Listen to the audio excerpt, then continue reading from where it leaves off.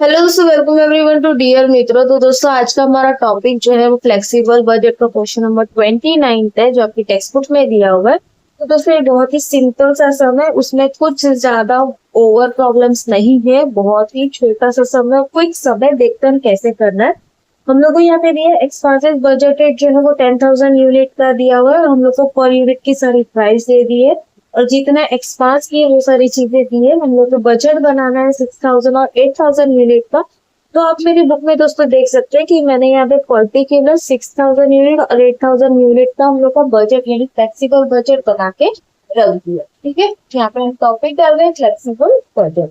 अब दोस्तों ऐसे टाइप का सम आता है तो क्या करना है, तो पहला काम आपको करना है दो एक्सपांस को अलग, यानी वेरिएबल एक्सपांस अलग हो जाएगा और फिक्स एक्सपांस को हम लोग को अलग कर देना है। ठीक है, अब देखो इसमें वेरिएबल एक्सपांस में सबसे पहला हम लोग का रहता है डायरेक्ट मटेरियल।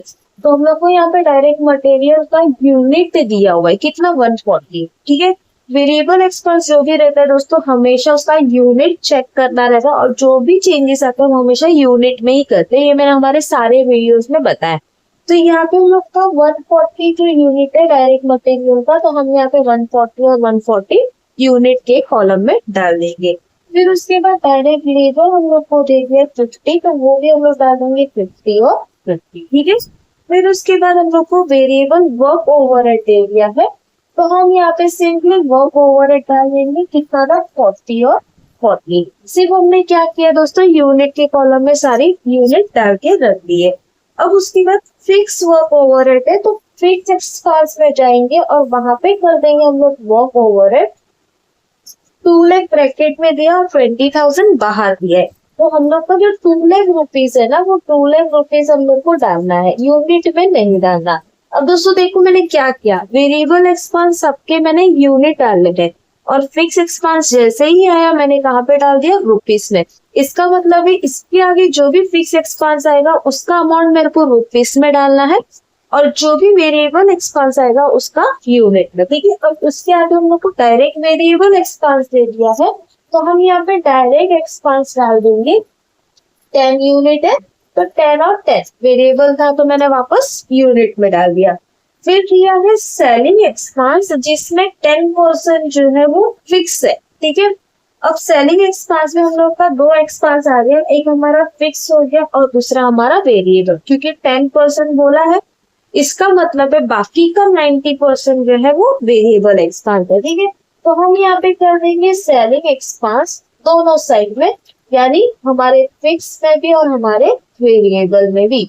अब देखो दोस्तों यहाँ पे सेलिंग एक्सपेंस दिया है हम लोग को कितना, 26। ठीक है, 26 का अगर हम 10% निकालते हैं तो हमारा कितना हो जाता है, 2.6। ठीक है, 2.6 इंटू 10,000, क्योंकि उसका यूनिट जो हम लोग को दिया हुआ है स्टेटमेंट, उसका यूनिट जो है वो 10,000 है।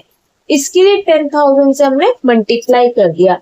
आपके लिए मैं यहाँ पे वापस लिख रही हूँ मैंने किया क्या। सबसे पहले हमने सेलिंग एक्सपेंस का जो भी रुपीस या यूनिट दिया है वो लिख दिया, 26 यूनिट दिया हुआ है।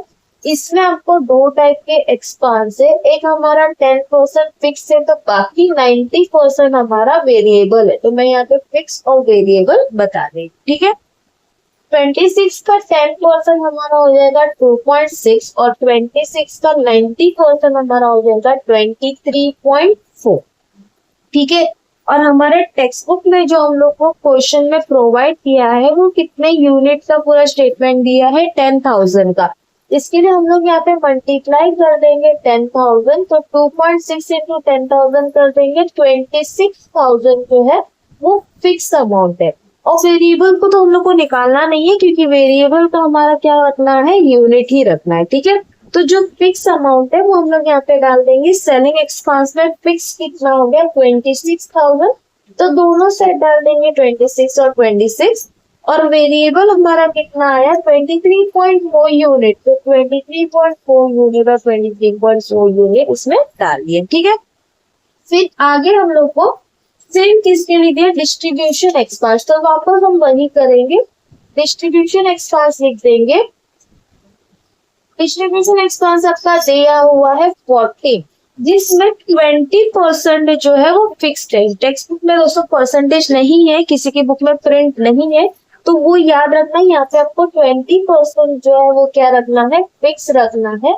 इसका मतलब है बाकी का 80% आपका क्या हो जाएगा, वेरिएबल। ठीक है, अब 14 का हमने 20% कर दिया तो आ गया 2.8, और 14 का हमने 80% कर दिया तो आ गया 11.2। ठीक है, फिक्स की अमाउंट चाहिए, वापस किसके साथ मल्टीप्लाई करोगे दोस्तों, 10,000 यूनिट, क्योंकि स्टेटमेंट हम लोग को दिया हुआ है वो 10,000 यूनिट का है। ठीक है, तो 2.8 इंटू 10,000 कर दोगे, यानी 28,000 आपकी सेलिंग एंड डिस्ट्रीब्यूशन अमाउंट की फिक्स अमाउंट हो गई 28,000। ठीक है, तो यहाँ पे हम कर देंगे फिक्स में डिस्ट्रीब्यूशन एक्सपेंस, और कितना वैल्यू आया हमारा 28,000, तो 28,000 रुपीज के कॉलम में डालेंगे। और सेम हम लोग को वेरिएबल एक्सपेंस में जाके डिस्ट्रीब्यूशन कर देना है। डिस्ट्रीब्यूशन एक्सपेंस जो हम लोग की यूनिट है, कितना आया 11.2 और 11.2, ये आपका यूनिट आ गया। ठीक है, यूनिट डाल दिया। अब उसके बाद लास्ट हम लोग ने बोला है फिक्स एडमिनिस्ट्रेशन एक्सपेंस, तो वो हम डायरेक्टली डाल देंगे एडमिनिस्ट्रेशन एक्सपेंस, जिसका वैल्यू आपका 1 लाख दिया हुआ है, तो 1 लाख और 1 लाख, इसको हम लोग को अलग से नहीं करना, क्योंकि इसमें अलग से फिक्स और वेरिएबल के बारे में नहीं बोला है। अब दोस्तों हम लोग ने जो हम लोग को दिया था वो सारा हम लोग ने यहाँ पे डाल दिया। अब रुपीस को यूनिट में कन्वर्ट कर दो और यूनिट को रुपीस में। वो कैसे दोस्तों, सबसे पहले 140 दिया हुआ है, 140 मल्टीप्लाई में कितना यूनिट है, 6,000, तो ये आपका हो गया 8,40,000। देन 50 इंटू 6,000 हो गया हमारा 3 लाख। देन 40 इंटू 6,000 हो गया हमारा 2,40,000। 10 इंटू 6,000 हो गया हमारा 60,000। 23.4 इंटू 6,000 कर देंगे तो 1.0400। 11.2 इंटू 6,000 कर देंगे तो 67,200। ठीक है, अब रुपीस को यूनिट में कन्वर्ट करना है तो डिवाइड, 2 लाख डिवाइड बाय 6,000, तो ये आया 33.33। 26,000 डिवाइड बाय 6,000, 4.33। 28,000 डिवाइड बाय 6,000, 4.66, और 1 लाख डिवाइड बाय 6,000, 16.66। ठीक है, सेम आपको दूसरे साइड का भी करना है, यानी 8,000 के साथ करना है। तो पहले कर देंगे 140 इंटू 8,000, 11,20,000। 50 इंटू 8,000, 4 लाख, बराबर। फिर 40 इंटू 8,000, 3,20,000। 10 इंटू 8,000, 80,000। 23.4 into 8,000, 187200. 11.2 into 8,000, 89,600। ठीक है, ये हम लोग का रुपीज आ गया। अब रुपीज को हम डिवाइड करेंगे यूनिट में, 2 lakh divide by 8,000, 25। 26,000 divide by 8,000, 3.25। 28,000 divide by 8,000, 3.5, और 1 लाख डिवाइड बाय 8,000, 12.5। ठीक है, अब हम लोग का रुपीस जो है वो हम टोटल कर देंगे, जिससे हमारा टोटल कॉस्ट मिलेगा। पहला 6,000 का कर लेंगे, 8,40,000, 3 लाख, 2,40,000, 60, 140400, 67,200, 2,26,000, 28,000 और 1 लाख।